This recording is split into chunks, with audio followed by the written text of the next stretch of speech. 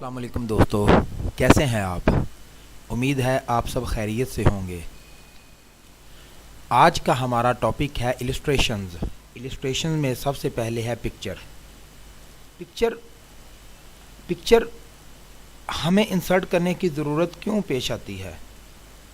हम कोई किताब लिखते हैं, कोई मैगज़ीन, हत्ता कि हम अपनी सीवी बनाते हैं तो उस पर भी हमें एक पिक्चर लगाना होती है। वो पिक्चर लगाने के लिए हम पिक्चर को इंसर्ट करेंगे तभी लगा पाएंगे।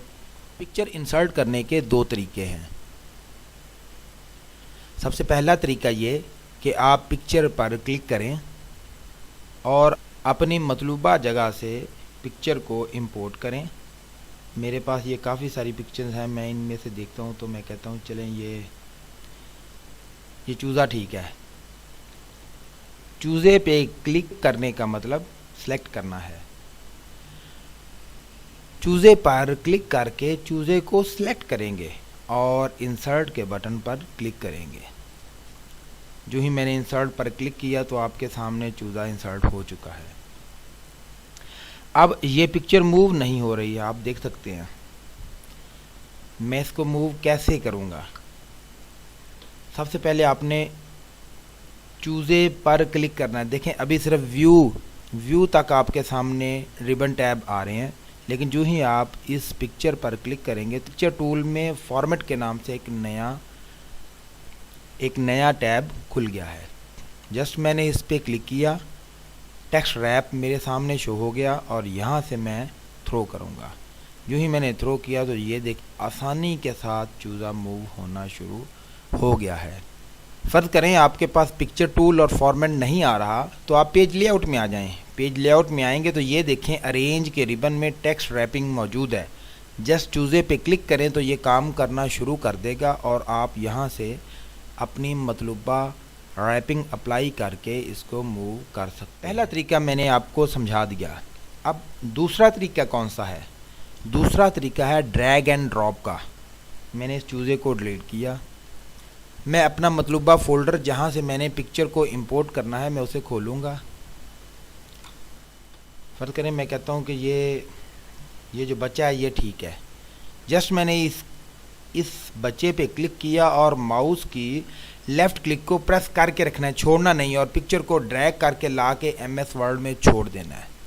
ये देखें आपके पास पिक्चर इंपोर्ट हो चुकी है। इसको भी ये भी दाएं बाएं मूव नहीं होगी तो उसके लिए भी हमें पेज लेआउट में जाके टेक्स्ट रैप पे क्लिक करना पड़ेगा और थ्रो यहाँ से करना पड़ेगा, तभी ये मूव होगी। पिक्चर इंसर्ट हमने कर ली, मूव भी पिक्चर को कर लिया। अब अगला इसमें जो ऑप्शन है क्लिप आर्ट का। क्लिप आर्ट क्या होते हैं? क्लिप आर्ट बनी बनाई यानी बिल्ट इन टेम्पलेट्स होती हैं। आप फ़र्ज़ करें मैंने टीचर का ऐसे टाइप किया। क्या ही अच्छा हो अगर मैं टीचर के ऐसे के साथ टीचर की पिक्चर भी अप्लाई कर दूं, लेकिन मेरे पास टीचर की पिक्चर मौजूद नहीं है। तो मैं क्या करूंगा? मैं क्लिप आर्ट पे क्लिक किया, ये सब विंडो खुली मेरे पास। मैंने यहाँ पे टीचर लिखा और गो पे क्लिक कर दिया। जो ही मैंने गो पे क्लिक किया तो मेरे सामने टीचर से रिलेटेड ये कुछ पिक्चर्स आ गई। मैं इनमें से कोई भी पिक्चर ले सकता हूँ। फर्ज़ करें मैंने ये ले ली। देखें ये बिल्कुल परफेक्ट ऐसा लग रहा है जैसे एक टीचर स्टडी करवा रहा है। अब ये मूव नहीं हो रही तो मैं क्या करूँगा? इसको भी टेक्स्ट रैप अप्लाई करूँगा। देखें ये बआसानी मूव हो गई। उम्मीद है आप क्लिप आर्ट को अच्छी तरह से समझ गए होंगे। अगला ऑप्शन जो इसमें मौजूद है वो है शेप्स का। फ़र्ज़ करें मैंने मैथ का पेपर बनाया तो उसके अंदर मैंने कुछ अशकाल बच्चों को देनी है कि वो इन अशकाल को पहचान कर इनके नाम लिखें। तो वैसे अगर मैं बनाऊं, इंसर्ट करूं तो बड़ा मुश्किल सा काम है। लाइनों को जोड़ जोड़ के बनाऊं या किसी और सोर्स से लूं तो वो काफ़ी डिफ़िकल्ट काम होगा। लेकिन अगर मैं शेप पे क्लिक करूं तो आप देखें मेरे सामने बिल्ट इन बनी बनाई काफ़ी सारी शेप्स मौजूद हैं। इनमें से जो शेप मुझे अच्छी लगे मैं बासानी उस शेप को अप्लाई कर सकता हूँ। फ़र्ज़ करें मैंने ये स्टार बनाना है, जस्ट मैंने स्टार पे क्लिक किया, जस्ट लेफ़्ट क्लिक को प्रेस करना है और ड्रैग करना है। आप देखें ये स्टार बन गया। अब इसमें एक नई चीज़ ये है कि मैं दोबारा से शेप पे आता हूँ और दोबारा से मैंने स्टार पे क्लिक किया तो आप देखें कि ये जिस तरह से लंबा चौड़ा मोटा मैं करना चाह रहा हूँ वो हो रहा है। फ़र्ज़ करें मैंने ये ऐसा स्टार बनाया लेकिन ये स्टार परफेक्ट नहीं, मुझे ये अच्छा ही नहीं लगता। मैं कहता हूँ कि हर लिहाज से मेरा स्टार परफेक्ट हो। इसको मैंने डिलीट किया, दोबारा से इंसर्ट में गया, शेप्स में गया, स्टार लिया और स्टार ड्रा करना शुरू किया। जो ही ड्रा करना शुरू किया मैंने साथ में शिफ्ट का बटन प्रेस कर दिया। ये देखें आप शिफ्ट के बटन का कमाल, ये मेरा स्टार हर तरफ से बिल्कुल बराबर हो जाएगा जो ही मैं शिफ्ट प्रेस करूँगा। शिफ्ट प्रेस करके आपने स्टार बनाना है, वो बिल्कुल बेहतरीन हर साइड से बराबर होगा। उम्मीद है शेप्स की भी आपको समझ आ गई होगी। बहुत सारी इसमें शेप मौजूद हैं, आप अपनी मर्ज़ी से कोई भी शेप बना सकते हैं। अब अगला जो ऑप्शन है वो है स्मार्ट आर्ट का। स्मार्ट आर्ट का मतलब ये है कि ग्राफिकली तरीके से हम अपनी बात को बयान कर सकें। बटरफ्लाई का लाइफ साइकिल था जब हम 4-5 क्लास में थे, तो वो एरो बने हुए थे कि लार्वा है, फिर प्यूपा है, फिर वो जो है बटरफ्लाई बन गई, बटरफ्लाई दोबारा से फिर ये वो, इस तरह से वो एक साइकिल था उसका। हम अपनी बात की वजाहत करने के लिए स्मार्ट आर्ट का इस्तेमाल करते हैं। मैंने स्मार्ट आर्ट पे क्लिक किया। अब देखें ये मेरे पास कुछ कैटेगरीज हैं। सबसे पहला जो है वो आल है, फिर लिस्ट है, प्रोसेस है, साइकिल है, हैराची है, रिलेशनशिप है, मैट्रिक्स है, etc। मैंने आल पे क्लिक किया तो ये सारे के सारे मेरे सामने शो हो गए, बिल्कुल वैसे ही जैसे ये कैटेगराइज इधर किए गए हैं वैसे ही। ये प्रोसेस आ गया, फिर साइकिल आ गया, ये देखें साइकिल, और फिर हैराची है, रिलेशनशिप वगैरह वगैरह। फ़र्ज़ करें ये मैंने एक छोटा सा स्मार्ट आर्ट लिया,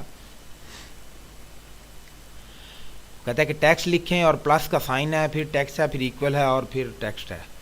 टेक्स्ट में मैं लिखता हूँ 5 + 5 हो गया और इसका आंसर क्या होगा 10।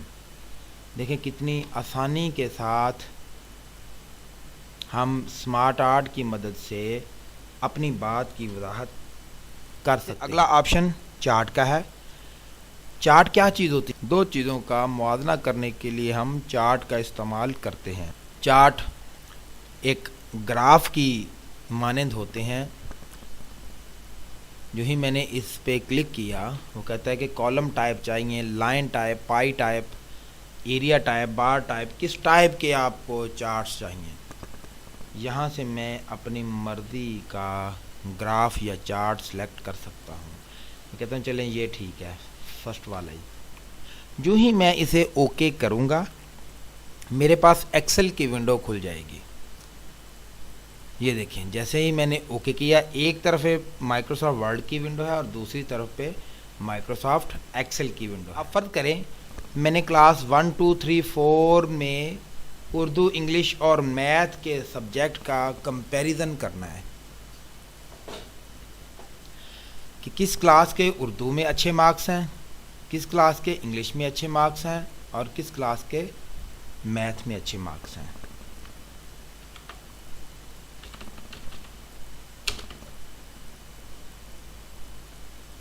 जो ही आप देखें कि मैंने क्लास 1 इस तरफ एक्सेल में टाइप किया तो यहाँ पे भी क्लास 1 हो चुका है।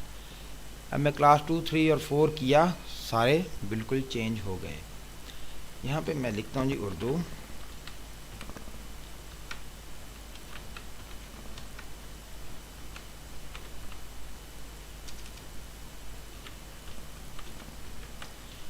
उर्दू, मैथ और साइंस। अब क्लास 1 ने उर्दू में से लिए 55% नंबर, क्लास 2 ने उर्दू में लिए हैं जी 65% मार्क्स, क्लास 3 ने लिए हैं जी 69% और क्लास 4 ने लिए हैं जी सबसे ज़्यादा 83%। आप देखें जैसे जैसे वैल्यू इंक्रीज़ हुई वैसे वैसे ये जो ब्लू कलर की लाइनें हैं इनमें भी डिफरेंस आ गया। अगली बार ये मैथ की, मैथ में से 1 क्लास ने लिए हैं जी 65, 2 क्लास ने लिए 68, 2 क्लास ने लिए 68, 3 क्लास ने लिए 75 और 4 क्लास ने लिए 80।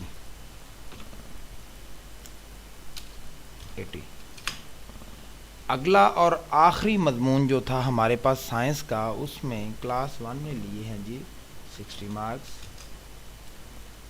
क्लास 2 ने लिए हैं जी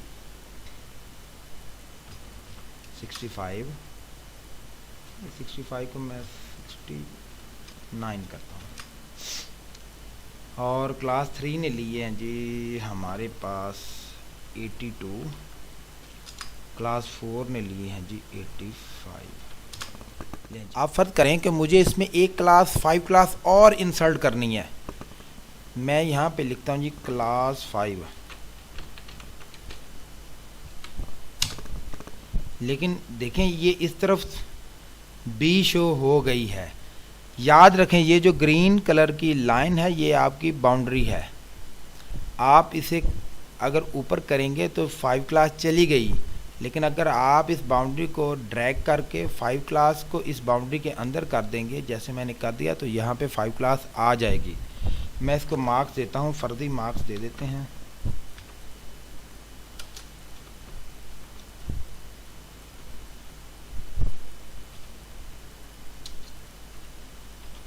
जी अब मैंने एक्सेल की विंडो को क्लोज कर देना है। कोई सेव नहीं, कोई कुछ नहीं करना, जस्ट क्लोज करना है। ये जैसे ही मैंने क्लोज किया ये मेरे सामने मेरा चार्ट, बेहतरीन सा चार्ट बन गया। जैसे ही मैंने एक्सेल को क्लोज किया मेरे सामने बेहतरीन सा चार्ट बन गया। अब इसमें आप देख सकते हैं कि क्लास 1 है, 2 है, 3 है, 4 है और 5 है, और इसमें 3 कलर की बार्स हैं और हर कलर रिप्रेजेंट कर रहा है एक सब्जेक्ट को। जैसे ये उर्दू को, जो ब्राउन कलर है ये मैथ को, और ये जो हल्का ग्रीन कलर है ये साइंस को। और अगर हम इसके ऊपर कर्सर को लेके जाएं तो ये एक कलर की सारी बार को सिलेक्ट भी करेगा, और जिस बार पे लेके जाएंगे उस बार की वैल्यू भी शो करेगा कि इसमें 82 वैल्यू है, इसमें 85 वैल्यू है और इसमें 91 वैल्यू है। हम इन बार्स का कलर चेंज कर सकते हैं।